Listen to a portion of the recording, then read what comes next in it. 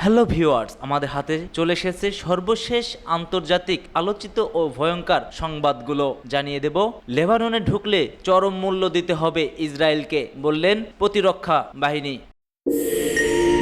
অন্যদিকে ফিলিস্তিন রাষ্ট্র প্রতিষ্ঠায় বৈশ্বিক জোট গঠনের আহ্বান ইইউ পররাষ্ট্রনীতি প্রধানের। এদিকে জাতিসংঘে ভারতকে কঠোর হুঁশিয়ারি পাকিস্তানের প্রধানমন্ত্রী শাহবাজের। এরপরে থাকবে অরুণাচল নিয়ে ফের ভারত ও চীন নতুন উত্তেজনার শুরু। জানিয়ে দেব, রাজশাহী জ্বালানি স্টেশনে ভয়াবহ বিস্ফোরণ, নিহত 10 জন, আহত অনেকেই। সর্বশেষ থাকবে বাংলাদেশের উন্নতি সম্ভব নয় ভারত ছাড়া, বললেন ত্রিপুরার মুখ্যমন্ত্রী। এতক্ষণ শুনছিলেন সংবাদ শিরোনাম, এবার বিস্তারিত। তার আগে আপনার মন্তব্যটি অবশ্যই কমেন্টস বক্সে বলে যাবেন। ভিডিওটি ভালো লাগলে একটি লাইক করবেন এবং চ্যানেলটিকে সাবস্ক্রাইব করবেন। লেবাননে ঢুকলে মূল্য দিতে হবে ইসরায়েলকে। নতুন করে ইসরায়েল ও লেবাননের মধ্যে ছড়াচ্ছে যুদ্ধ। প্রতিবেশী দেশটিতে থাকা ইরান সমর্থিত হিজবুল্লাহ যোদ্ধাদের শেষ করতে চেষ্টা করে যাচ্ছে কঠোর ইসরায়েলি সেনারা, যা মোটেই সহজ হবে না বলে মনে করছেন প্রতিরক্ষা বিশেষজ্ঞরা। আমেরিকা ও ইউরোপের সংবাদ মাধ্যমগুলোর দাবি, দক্ষিণ লেবাননের গ্রামীণ এলাকায় পাথুরে জমির নিচে সুড়ঙ্গ খুঁড়ে সেনাঘাঁটি তৈরি করেছে হিজবুল্লাহ। সেখানেই লুকিয়ে রয়েছে তাদের গেরিলা বাহিনী। সূত্রের খবর, মাটির নিচে মাইলের পর মাইল সুড়ঙ্গ তৈরি করেছে হিজবুল্লাহ। সেখানেই মজুত রয়েছে ক্ষেপণাস্ত্র, যার বেশিরভাগই ইরান থেকে নেওয়া হয়েছে। হিজবুল্লাহর এই সুড়ঙ্গগুলো এতটাই চওড়া যে এর ভেতরে অনায়াসেই চলাফেরা করতে পারে রকেট লঞ্চার দিয়ে সাজানো ফৌজি ট্রাক বা সাজোয়া গাড়ি। সুড়ঙ্গের মধ্যে বসে চালানো যায় ক্ষেপণাস্ত্র হামলা। গোয়েন্দারা তাই হিজবুল্লাহর গুপ্ত ঘাঁটিকে মাটির নিচে ক্ষেপণাস্ত্রের শহর বলেও বর্ণনা করেছেন। হিজবুল্লাহর এই মাটির নিচের ক্ষেপণাস্ত্র শহরে 3টি অংশ রয়েছে। সেগুলো হলো ব্লান্সকার ক্ষেপণাস্ত্রের গুদাম ও কমান্ডো সেন্টার। ভূপৃষ্ঠের গভীরে যা জলের মতো বিস্তৃত, সুড়ঙ্গের গুরুত্বপূর্ণ জায়গাগুলো আবার নানাভাবে সংযুক্ত। হিজবুল্লাহর হাতে রয়েছে 2 লাখ ক্ষেপণাস্ত্র ও রকেট রয়েছে বলে জানিয়েছে তারা। এছাড়া একটি সংগঠিত ড্রোন বাহিনীও রয়েছে তাদের, যা ইসরায়েলের রাতের ঘুম কেড়ে নিতে পারে। সম্প্রতি দক্ষিণ লেবাননে যুদ্ধ বিমান থেকে ক্ষেপণাস্ত্র হামলা চালিয়েছে ইসরায়েলি বাহিনী। তাতে হিজবুল্লাহর একাধিক ঘাঁটি ধ্বংস করার দাবিও করেছে ইসরায়েলি সেনাবাহিনীরা।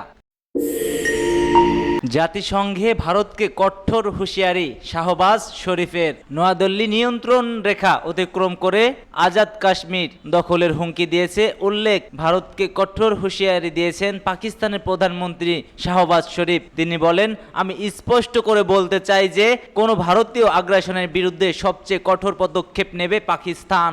জাতিসংঘের সাধারণ পরিষদে 79তম অধিবেশনে দেওয়া এক ভাষণে তিনি এই হুঁশিয়ারি দিয়েছেন। খবর ডনের। একই সঙ্গে ইসরায়েল ও ভারতকে নির্দোষ ফিলিস্তিনি এবং কাশ্মীরদের লক্ষ্যবস্তু বানানো থেকে বিরত থাকার আহ্বান জানিয়েছেন পাকিস্তানের এই প্রধানমন্ত্রী। 193 সদস্য বিশিষ্ট সাধারণ পরিষদের সামনে 21 মিনিট ভাষণ দেন পাকিস্তানের প্রধানমন্ত্রী। এ সময় আঞ্চলিক এবং আন্তর্জাতিক বিষয়গুলোর বিস্তৃতি পরিসর নিয়ে আলোচনা করেন তিনি। তবে তার ভাষণে সবচেয়ে বেশি গুরুত্ব পায় গাজা, ভারত ও পাকিস্তানের মধ্যকার বিতর্কিত কাশ্মীর ইস্যুটি। শাহবাজ শরীফ বলেন, শান্তির দিকে অগ্রসর না হয়ে ভারত অধিকৃত জম্মু ও কাশ্মীর নিয়ে জাতিসংঘের নিরাপত্তা পরিষদের প্রস্তাব অনুযায়ী কাশ্মীরদের আত্মনিয়ন্ত্রণের অধিকার নিশ্চিত করার প্রতিশ্রুতি থেকে সরে এসেছে ভারত। তবে পাকিস্তানের প্রধানমন্ত্রী তার বক্তব্যে ঘরোয়া রাজনৈতিক বিষয়ে মনোযোগ না দিয়ে আন্তর্জাতিক উদ্বেগের উপর বেশি গুরুত্ব দিয়েছেন। শাহবাজ শরীফ সতর্ক করেন যে গাজার শিশুদের রক্ত শুধু দখলদারদের হাতকেই কলঙ্কিত করছে না, বরং যারা এই নিষ্ঠুর সংঘাতকে দায়িত্ব ও দীর্ঘায়িত করেছে তারাও এর দায় এড়াতে পারে না। ফিলিস্তিন রাষ্ট্র প্রতিষ্ঠায় বৈশ্বিক জোট গঠনের আহ্বান ইইউ পররাষ্ট্রনীতি প্রধানের। স্বাধীন ফিলিস্তিনি রাষ্ট্র প্রতিষ্ঠায় বৈশ্বিক জোট গঠন করুন বলে মনে করেন ইউরোপীয় ইউনিয়নের পররাষ্ট্র নীতি বিষয়ক প্রধান জোসেফ বরেল। নিউ ইয়র্ক জাতিসংঘের সাধারণ পরিষদের বৈঠকের ফাঁকে ফিলিস্তিনে দ্বিরাষ্ট্রীয় সমাধান ও শান্তি প্রতিক্রিয়া নিয়ে আয়োজিত এক বৈঠকে তিনি এই কথা বলেছেন। তুরস্কের রাষ্ট্র ও সংবাদ সংস্থা আনাদুলু এজেন্সি বিবিসির প্রতিবেদন থেকে এ তথ্য জানা গেছে। প্রতিবেদনে বলা হয়েছে, জোসেফ বোরেল বলেছেন যে স্বাধীন ফিলিস্তিনি রাষ্ট্রের বিষয়টি বাস্তবায়নে একটি বৈশ্বিক জোট গঠন জরুরি। তিনি বলেন, প্রায় পুরো বিশ্বই দ্বিরাষ্ট্রীয় সমাধানের আহ্বান জানিয়েছেন। জোসেফ আরও বলেন, জাতিসংঘের সাধারণ পরিষদ ও নিরাপত্তা পরিষদ সহ বিশ্বের প্রায় 135টি দেশ ফিলিস্তিনকে একটি স্বাধীন রাষ্ট্র হিসেবে স্বীকৃতি দিয়েছে।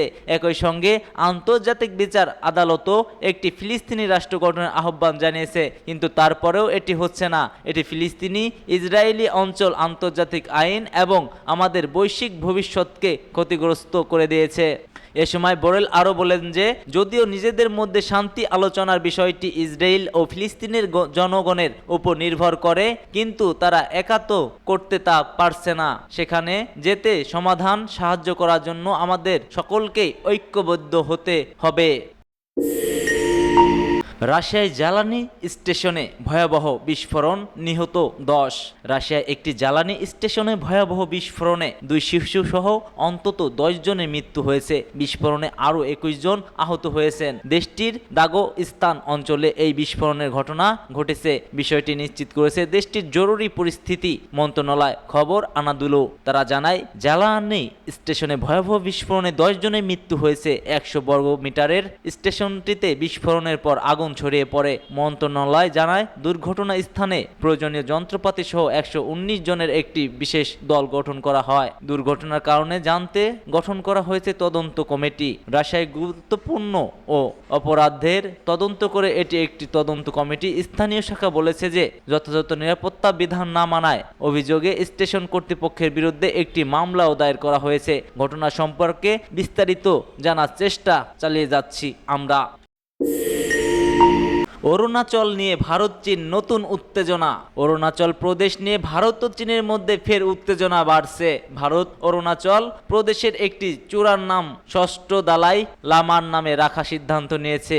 এর তীব্র বিরোধিতা করেছে চীন। ভারত সম্প্রতি অরুণাচল প্রদেশের একটি চূড়ার নাম ষষ্ঠ দালাই লামা সাইঙ্গা গিয়াসোর নামে রাখার সিদ্ধান্ত নিয়েছে। এরপর অরুণাচল প্রদেশের উপর আরও নিজেদের অধিকার দাবি করল চীন। তারা ফের অরুণাচলকে চীনের ভূখণ্ড বলে দাবি করে। ভারতের চীনা ভূখণ্ডে অধিকার কায়েম করাকে অবৈধ বলে উল্লেখ করেছেন তিনি। এ নিয়ে চীনের পররাষ্ট্র মন্ত্রণালয়ের মুখপাত্র লিন জিয়ান বলেছেন যে চীনা ভূখণ্ডে অধিকার প্রতিষ্ঠা করা ভারতের পক্ষে বেআইনি ও অবৈধ। ভারত অরুণাচল প্রদেশের চীনের দাবি প্রত্যাখ্যান করেছে এবং বলেছে যে অরুণাচল প্রদেশের ভারতের অবিচ্ছিন্ন অংশ। সূত্র ইন্ডিয়ান এক্সপ্রেস। ভারত ছাড়া বাংলাদেশের পরিস্থিতি উন্নত হবে না, ত্রিপুরার মুখ্যমন্ত্রী। ভারতের ত্রিপুরা রাজ্যের মুখ্যমন্ত্রী মানিক সাহা বলেছেন, ভারত ছাড়া বাংলাদেশের পরিস্থিতি উন্নত হবে না। শুক্রবার বিশ্ব পর্যটন দিবস উপলক্ষে আয়োজিত রাষ্ট্রীয় এক অনুষ্ঠানে ত্রিপুরা মুখ্যমন্ত্রী মানিক সাহা একথা বলেছিলেন। এ সময় তিনি বলেন, বাংলাদেশের স্বাধীনতার সংগ্রামের ভারতের অবদান তাদের মনে রাখা উচিত। ভারতীয় সংবাদ মাধ্যম টেলিগ্রাফ ইন্ডিয়ান প্রতিবেদন থেকে এ তথ্য জানা গেছে। ত্রিপুরার মুখ্যমন্ত্রী বলেন, বাংলাদেশ নিয়ে কথা বলা লাভ নেই।